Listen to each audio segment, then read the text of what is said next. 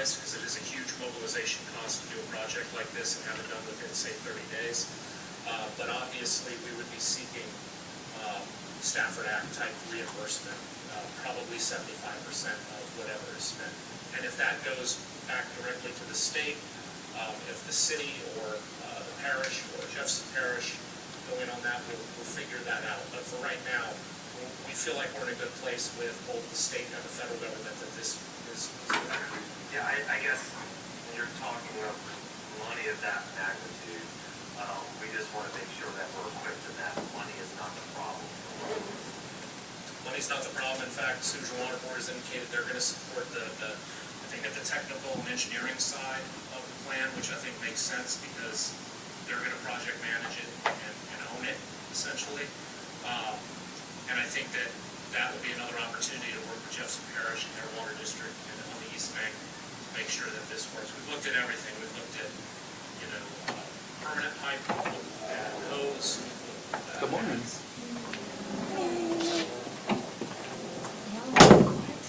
We were all listening to the.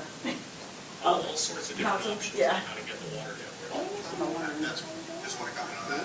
We brought on, it was late last week, so we're entering an emergency contract, design contract, so we do have the funds to support our design contract on these emergency basis. And as the public indicated, we are working pretty much lockstep with Jefferson Parish. We have a meeting with their technical team this afternoon to discuss not just the piping option on the East Bank, but they're looking into this on the West Bank. And Councilman Giroux, so that dollar range we gave you is just for the East Bank. 1 second, everybody. It's not the West Bank. So again, we do a dollar range perspective. When you include the West Bank, that costs $1 million. And Jefferson Parish has a more substantial water plant on the West Bank than we do in Algiers, so they are in a situation where, they're 40, 50 million gallons a day on the West Bank, so this pipeline solution is something that they will be looking at for their West Bank. I mean, their water plant may be more substantial, but we have to remember after Katrina, it was the Algiers plant, once we got it back up and running, that actually created potable water for the whole region. Their system wasn't running. So, as Jerusalem, they relied on the water. All right, good morning. Good morning once again. Hey, Miss Sherry, good to see you. All right, let me get my stuff going. All right. Okay, well, good morning once again. Thank you so much for being here. Again, keeping on a steady pace, Wednesday briefings, I think that they're beneficial really for all of us. As I always do, I'll start with some general points that I would like to share and then turn it over to Andrew and we'll go through Q&A. Public safety, always starting with public safety, year-to-date stats, and using preliminary data always from the New Orleans Police Department through September 23rd, comparing 2023 to 2022. Again, we just continue to see steady progress. We're just showing progress. The men and women of the New Orleans Police Department just continue to show up on behalf of the residents of this city. Total crimes against persons remain down at 20%. Murders remain down at 24%. Armed robberies remain down at 33%. Non-fatal shooting incidents are down 18%. Non-fatal shooting victims are down 19%. Carjackings remain down at 44%. As of September the 23rd, the New Orleans Police Department has confiscated 2,143 guns so far this year. This is compared to 1,994 at the same time this year last year, representing a 7% increase. As many guns as we get off the street, the safer our streets become. And so these efforts will continue to be a top priority on behalf, of course, of the residents and visitors that we serve. This year, the New Orleans Police Department created 148 new civilian positions, and 100 positions have been hired or filled as of September the 25th. Wanted to give you that. And again, these positions have proven to ease burdens on our officers. And those men and women that continue to show up and be the boots on the ground. Another 4 hires are pending with an October start date. So again, more information at that time. We'll continue to share in that regard. OPCD, that's our Orleans Parish Communications District, or 911-311, so far has diverted 768 calls to our mobile crisis intervention unit. And you know that we launched that June 1, and we have just, again, continuing to see a steady progress. In just 1 week, in the week of September 18th through September 24th, we received 52 calls, the Mobile Crisis Intervention Unit, representing 34% of all mental health-related calls to 911. 11 calls resulted, again, in a transport of care, to care, and 7 calls were resolved over the phone, and that's a huge win. This is something that we anticipated happening, and again, it gets no better. When I talk about meeting people where they are, this is the city of New Orleans showing up with resources, meeting our folks where they are. So vitally important. The New Orleans Police Department, we will be hosting our 40th annual Night Out Against Crime on Tuesday, October the 17th, and they've identified Milne Recreation Center for the official kickoff location. As you know, this event just brings all of us together, residents, law enforcement agencies, businesses, neighborhood organizations, local officials, and all as it relates to crime prevention and awareness, building community. It's important. Saltwater intrusion. So I'm very proud of the coordinated efforts of my administration, but that of our state and federal partners just across the board, and a regional leadership. Just thanking everyone for leaning in. Calls are happening daily, but very excited that our President Biden, has moved forward with a federal declaration, and that's something that we've requested, something that is happening, and of course that unlocks the necessary resources for the city, our region, and our state to be more proactive and to be proactive in regards to viable solutions that have been identified and that we will continue to move forward. This declaration paves the way for that. So very excited about that. Also wanted to talk about graffiti abatement program. We launched this in August, and again, this is about cleaning the city up, changing behaviors and attitudes of our public, and it's been a success.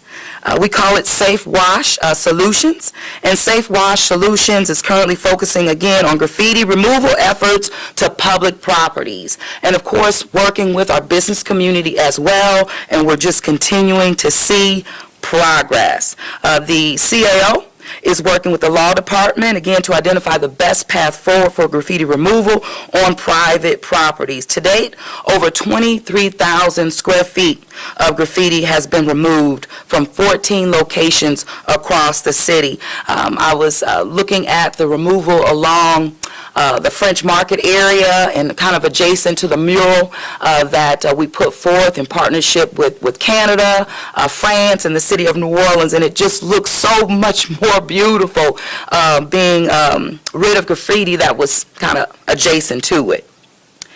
Notable locations: the Orleans Parish Sheriff's Office, the wall there, Norman C. Francis Parkway and Tulane Avenue, and Canal Street Bridge. I had to throw in my French Quarter one because that's so important to me, and especially a symbol of partnership. The city's website, I wanted to give that, NOLA.gov and /graffiti-abatement for more information. Again, that public-facing tool to aid our public in knowing where the resources are going and how we're being proactive and getting results based on the resources that we are putting on the ground. Residents are encouraged to contact 311 if there are key areas that you would like to share, again, with the administration. Plaza Tower. So again, my administration just continues to be unwavering in regards to our commitment towards removing blight throughout the city, which is evident in more of our think it's about 100 properties now alone that have been demolished this year. So we're moving ahead and just, again, putting our direct allocation, our resource to work. A key component of our holistic approach to improving public safety and reducing violent crime is, again, getting the trash out of our people's eyes. And this is something we know that has proven to be effective. Our biggest blighted issue right now, I call it the biggest armpit we have that needs to be shaved, we know is Plaza Tower. The city has imposed over $180,000 of fines thus far to the building owner, and the hearing September 20th, again, to recoup costs regarding barricades, lost revenue due to parking meters and the like. Another hearing is scheduled for next month, and of course, to decide if the owner should pay an upward of $500 per day regarding the violation. But we are in constant communication with the owner, and according to the owner's attorney, a purchase agreement was signed on August 21st, and he has indicated that the purchaser plans to redevelop the site. Again, this is something that we will continue to watch, monitor in partnership, but again, we have to remain steadfast in our actions relative to blight removal in the city of New Orleans. Also wanted to highlight, I'm almost done here, the interim superintendent, Superintendent Kirkpatrick, has hit the ground running on Friday, September 22nd. You know that I swore our interim superintendent in after an extensive national search. I'm just very excited, really, about the onboarding of our superintendent. Every day has proven to be the best decision for our department, for the city of New Orleans, for our community. And so hats off to all that have just given a warm welcome to Superintendent Kirkpatrick, which is found not only throughout our department, our community, of course, engagement with residents and the like. I'm very excited about that. Also, the New Orleans City Council has set forth the timeline for the interim superintendent regarding the confirmation process. So I'm thankful to the council for doing that and appreciate it. I also want to commend for the inclusion of a full day, if you will, for community input and testimony. I think that that's always good, but I anticipate a fair and a smooth confirmation process. Last but not least, I wanted to, I'm moving forward with some action on today, and this is an executive order that I will be signing regarding a Home Rule Charter Advisory Review Committee. If you all remember, last spring, I proposed this advisory committee in terms of reviewing a process relative to our charter. Just a holistic approach, and this would allow an opportunity for, again, expert review for the charter, as well as more input and engagement from residents. Because, again, any charter changes have to go before the public for a vote, and if we can engage the public on the front end, not do a piecemeal, but a holistic, and this is in line with best practices throughout the country. So as I requested, the council did put forth a motion to create the committee. This was last spring. However, no council member moved it forward. So because of that, I'm going to go ahead on and move forward by executive order creating this Charter Advisory Review Committee, in which I'll sign. To give you just a little bit more meat, and we'll share the executive order with you after signing. They'll make sure you have copies. But the committee will consist of representatives from each of our colleges and universities, again, aligned with many of the structures that we have embedded in our processes relative to government in this city, as well as 4 mayoral designees, one whom must be a retired judge. Also 3 council designees as well. The committee will be tasked, again, with performing a full review of the City of New Orleans Home Rule Charter. And this should be something that the city continues to do, again, as we move forward. That's every 5 years, every 10 years, but this will be up, again, to this advisory committee making recommendations in terms of how we should move forward with any changes relative to the charter. So with that, I'm going to do the signing here, and then I will, thank you very much, Andrew. Thank you very much. I'm going to go ahead on. And again, as I stated, full copies will be provided to you all after this press conference. Just looking down, I'm very excited about NASA. Thank you all for covering that on yesterday. A big deal for the city of New Orleans. And what I love, one of my takeaways is that, with the Michoud, it's a Michoud Assembly Facility, America's rocket factory, right here in our backyard, in our city. And I even love how they say the road to Mars goes through the city of New Orleans. This is a big deal. We're showing up. And so with that, Andrew, we'll take questions. All right, we'll start on this end. We'll talk to Mayor, I wanted to ask you, because you mentioned Plaza Tower, and I think you're talking about this later on today, but since you're here now, I was just going to ask you about, I think the EPA is planning on gifting $2 million to the Naval. NSA. And I just wanted to ask you, because I believe the owner of the Naval Base is the same owner of Plaza Tower. So I just wanted to ask, does the $2 million go to the city, or does it go to the owner? So first of all, we own NSA. So it's city, it's our property. But in partnership, in terms of the developer that has been identified, is the same, meaning Joe Yeager.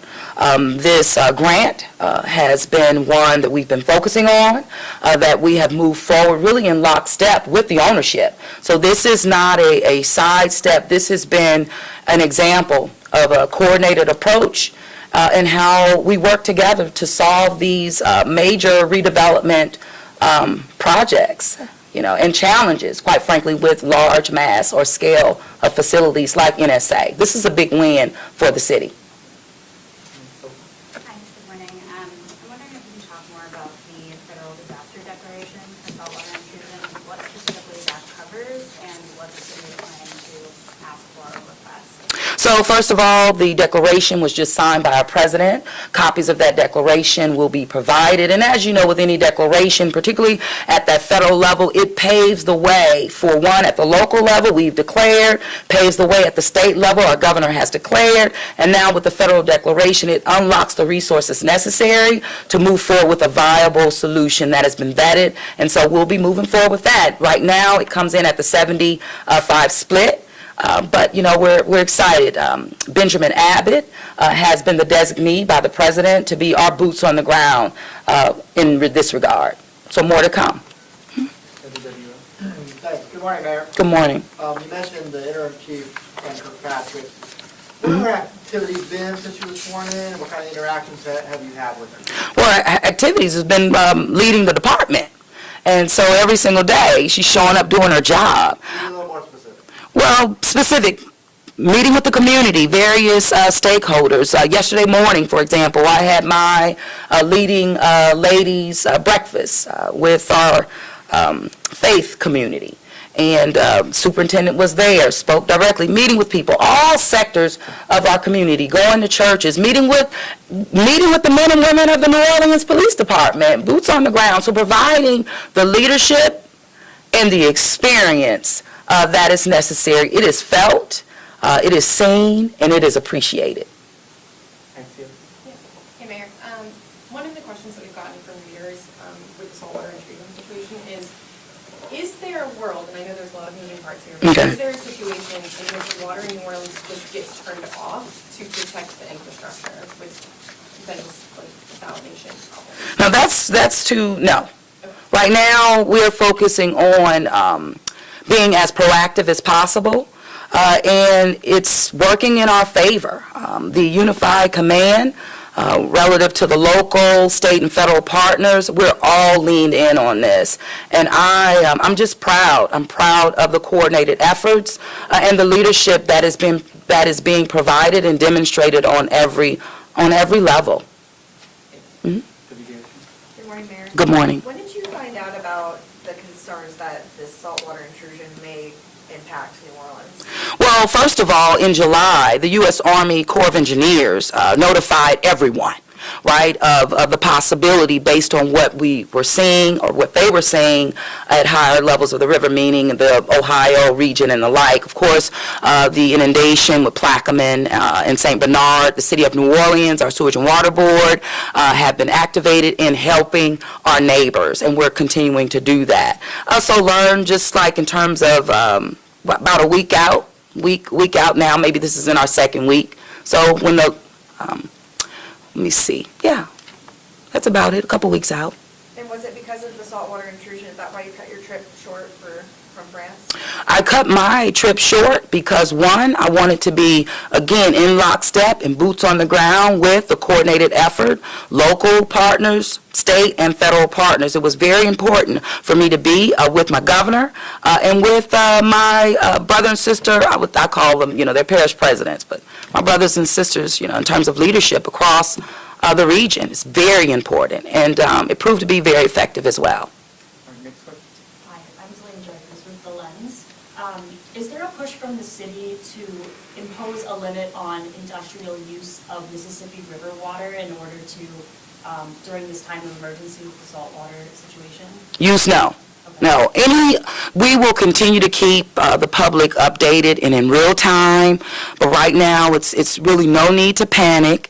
Our water is safe, and that's the biggest thing, but also the public needs to know that all layers and levels of government are focusing on this, leaning in on it, and we're moving in the right direction. I could not be more confident nor proud of the leadership that I'm seeing. Thank you very much.